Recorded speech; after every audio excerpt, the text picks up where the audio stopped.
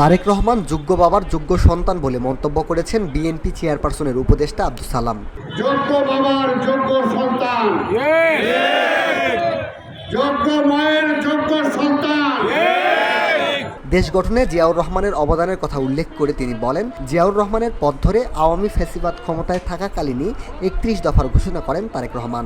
আওয়ামী ফ্যাসিবাদ ক্ষমতায় থাকাকালীনই যে 31 দফা ঘোষণা করেছেন, 31 দফার বেগম খালেদা জিয়া প্রধানমন্ত্রী নির্বাচিত হওয়ার পরেও বিভিন্ন রাজনৈতিক দলের দাবির কারণে তিনি ক্ষমতা ছেড়ে দিয়ে ক্ষমতা ছাড়ার আগে এই তত্ত্বাবধায়ক সরকার অধীনে নির্বাচনের ব্যবস্থা সংবিধানে সংযোজন করে নিরপেক্ষ সরকারের কাছে ক্ষমতা তিনি ছেড়ে দিয়েছিলেন।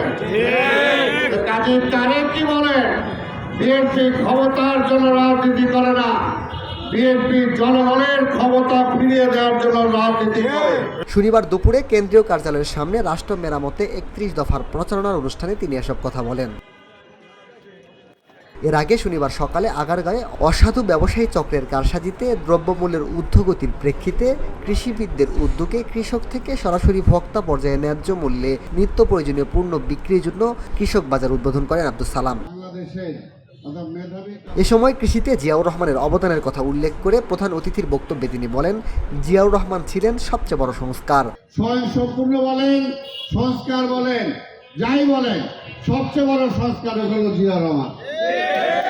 জিয়াউর রহমান দেখা দিয়ে গেছেন বাংলাদেশের জনসংখ্যা ছিল একটা বিপদ, একটা আপদ, কিন্তু জিয়াউর রহমান সেই জনসংখ্যাকে জনসম্পদে রূপান্তরিত করছে।